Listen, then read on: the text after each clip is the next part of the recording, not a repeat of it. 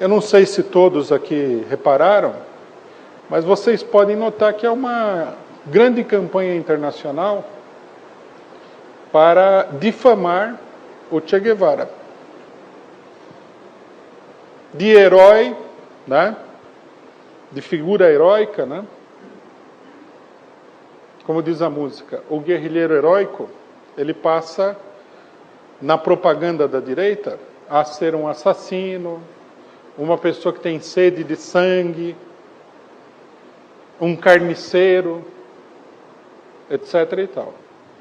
Recentemente, a revista Veja, que é uma espécie de boletim do Departamento de Estado norte-americano no Brasil, ela soltou uma matéria contra o Che Guevara nesse sentido. Quer dizer, procurando caluniar e difamar o Che Guevara. Então, eu acho importante, num debate como esse do Che Guevara, a gente tirar limpo essa questão. Porque a esquerda deve reagir.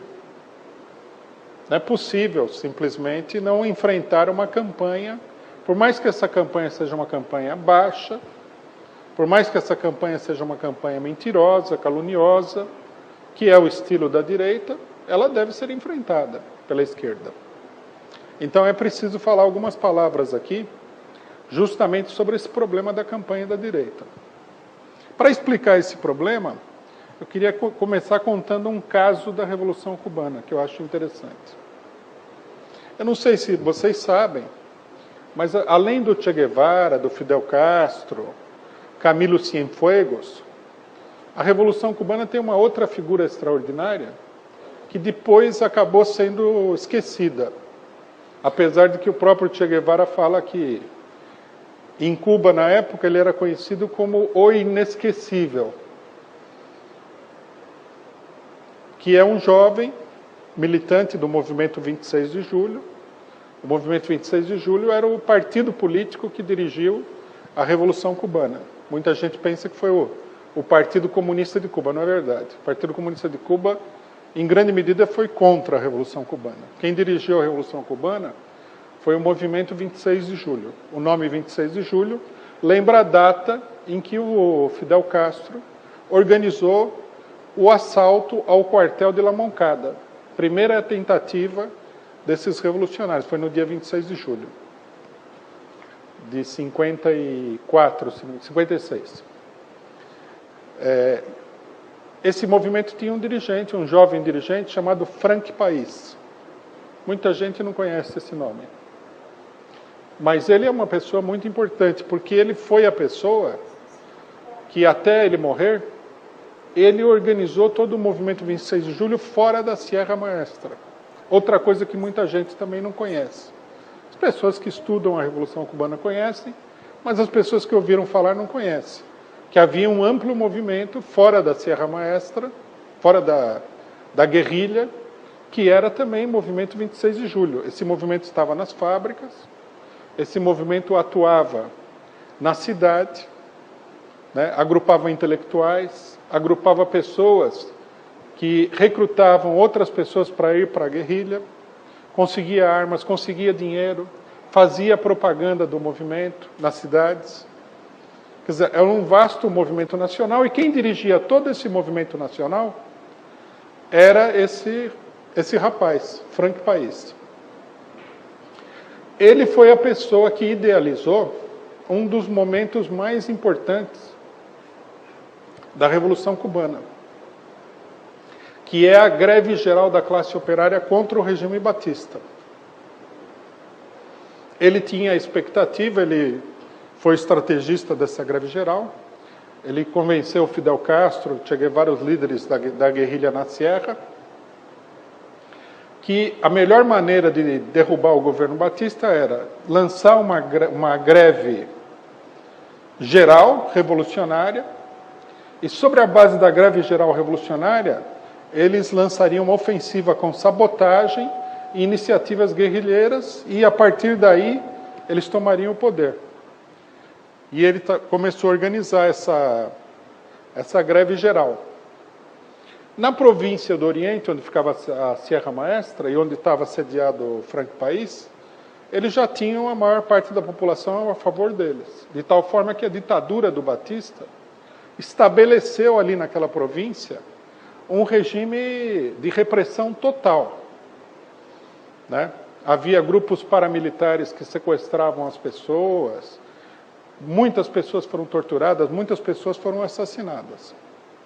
Aí um delator informou onde estava esse Frank País, que ele estava na casa de uma pessoa que não era do 26 de julho, que era de outro movimento democrático, um burguês, um pequeno burguês, vamos dizer assim, que tinha um comércio na cidade, e que estava dando um esconderijo para esse rapaz, o Frank País. Denunciaram que ele estava lá. A polícia fez um bloqueio no quarteirão onde ele estava, eles não estavam sabendo, não perceberam, os dois saíram andando pela rua, sem saber o que estava acontecendo, e o chefe de polícia que tinha sido mandado lá justamente para organizar essa repressão, um cidadão chamado José Sala Canizares, pegou os dois, colocou os dois no carro, levou eles para um lugar ermo, pôs os dois de joelho e matou os dois, ele pessoalmente, o chefe de polícia, matou os dois com um tiro na nuca. Quando o Frank País morreu, assassinado pela ditadura dessa maneira, ele tinha 23 anos de idade. Por que eu estou contando essa história? Porque essa história, ela mostra o que era a ditadura do Batista. O governo Batista, no período duro da ditadura, segundo as estimativas mais conservadoras, matou mais de 20 mil pessoas, inimigos políticos do regime. E teria torturado brutalmente um número ainda maior de pessoas. Vocês imaginem, esse número tem que ser dimensionado para Cuba, que é uma ilha. Na Argentina, a ditadura militar argentina, do general Videla, matou, também segundo estimativas conservadoras, 30 mil militantes da esquerda. Só que a Argentina é um país de 40 milhões de habitantes. Vocês veem a revolta da população contra esse regime militar. Vocês imaginem a ditadura do Batista. Né? Que só nos últimos anos, em 4 ou 5 anos, matou 20 mil, torturou um monte de gente. Os torturadores do regime Batista eram famosos por torturas sádicas, violentíssimas. Os esquadrões da morte. Era um regime dos mais tenebrosos que havia na América Latina. Não sei se vocês sabem também, que o regime Batista era um regime político associado com a máfia norte-americana. Não a máfia norte-americana do governo. A máfia norte-americana dos criminosos da máfia italiana. Vocês já devem ter ouvido falar de um mafioso chamado Lucky Luciano.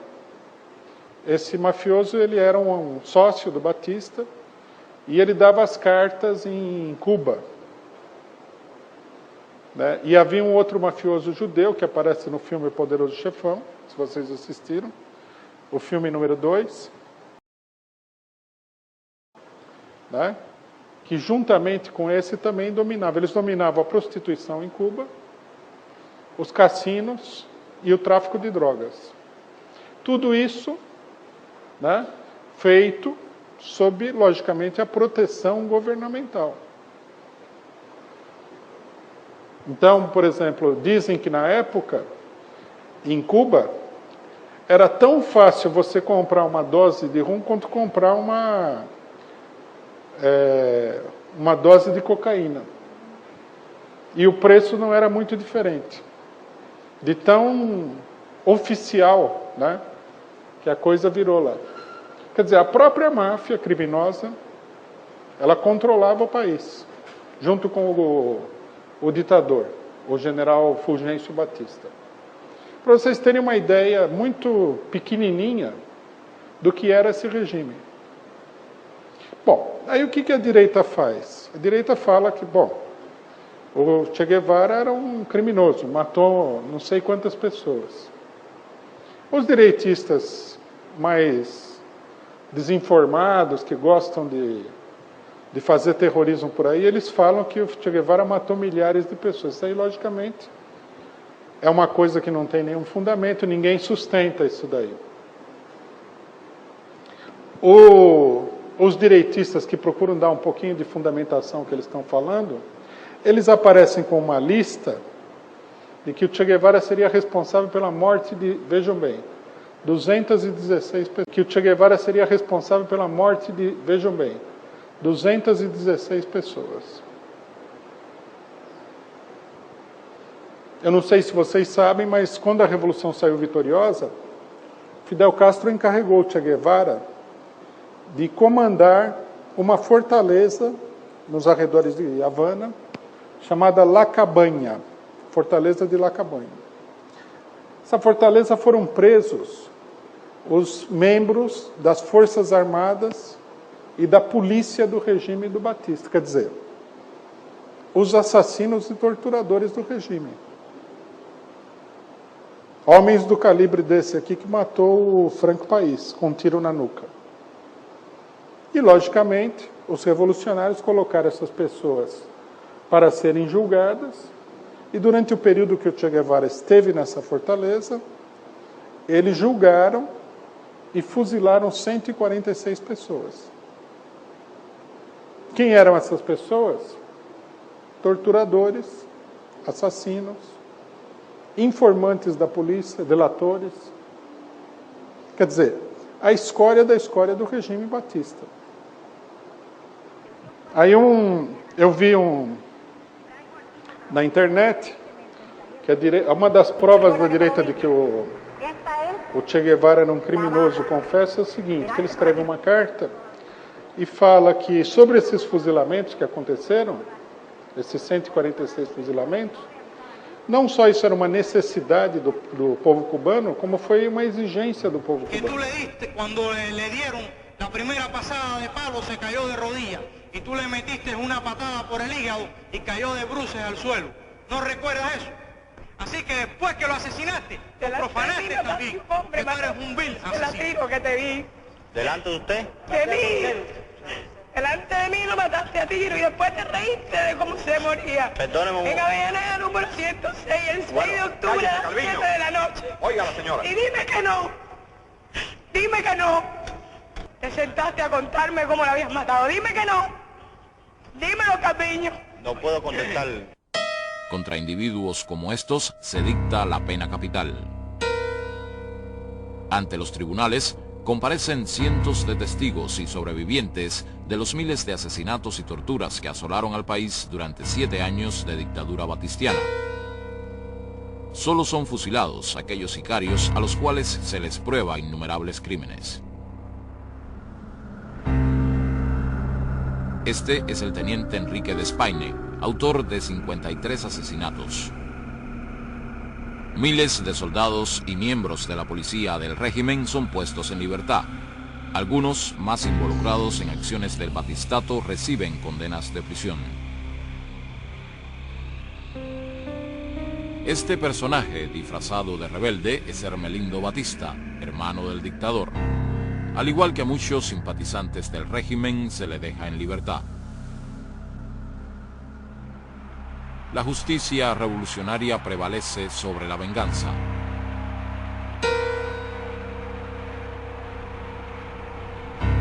Medio millón de cubanos, espontáneamente, se reúnen para defender esta idea y a la naciente revolución. Mediados de enero del 59, a solo 2 semanas de la victoria rebelde. Finaliza la Operación Verdad, que enfrenta la primera campaña manipuladora de los medios de difusión. Se expresa un nuevo tipo de relación entre gobernantes y gobernados, inédito hasta ahora. Só o Exército Vermelho tinha 5 milhões de soldados para enfrentar o exército de 14 países diferentes. Tenho certeza absoluta que o número de fuzilamentos no meio da Guerra Civil Russa foi infinitamente maior que esse. E de todas as revoluções em geral. A revolução, ela não é uma assembleia estudantil. A revolução é um conflito armado. É um conflito de vida ou morte. Bom, esse número também, só para concluir, é um número fantasioso. Os biógrafos mais abalizados do Che Guevara, por exemplo, esse John Lee Anderson, que escreveu mais recentemente uma biografia dele, extensa, de muitas páginas, muito bem documentada, ele fala o seguinte, que o Che Guevara teria tido participação direta, né, no fuzilamento de 10 pessoas. Teria fuzilado um informante da polícia, teria fuzilado ele pessoalmente, né, um guerrilheiro que, descumprindo as ordens do comando da guerrilha, estuprou umas mulheres numa cidade próxima.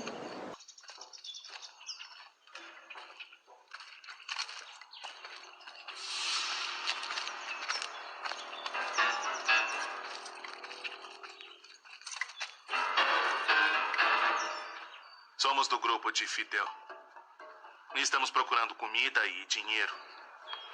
Coloque o dinheiro aqui na bolsa. E o comandante quer falar com sua filha.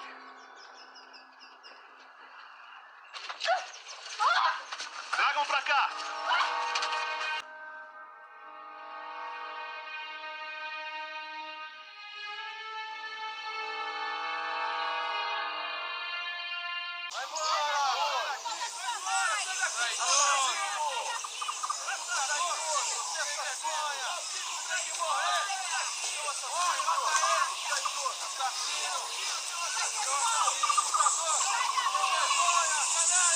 Não só desertou com sua arma e aterrorizou a região, roubando os humildes em nome da revolução, mas também por sua traição. Camponeses foram torturados e mortos pelo exército de Batista. Por que, Esteban? A pena pela traição é a morte.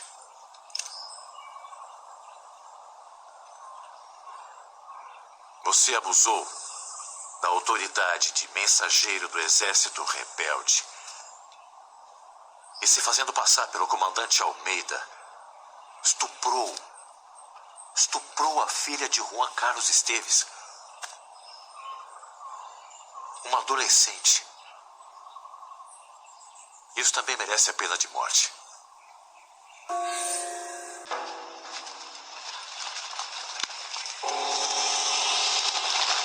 Traz ele aqui.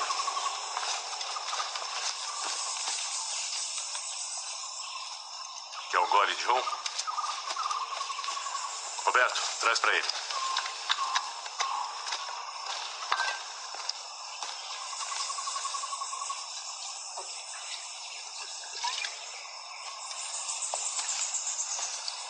Tem um último desejo? Quero me confessar com o Padre Chaves. Não podemos trazer ele aqui. Está longe demais, não temos tempo. Alguma coisa mais? Então me dê outro gole. Dá outro gole pra ele.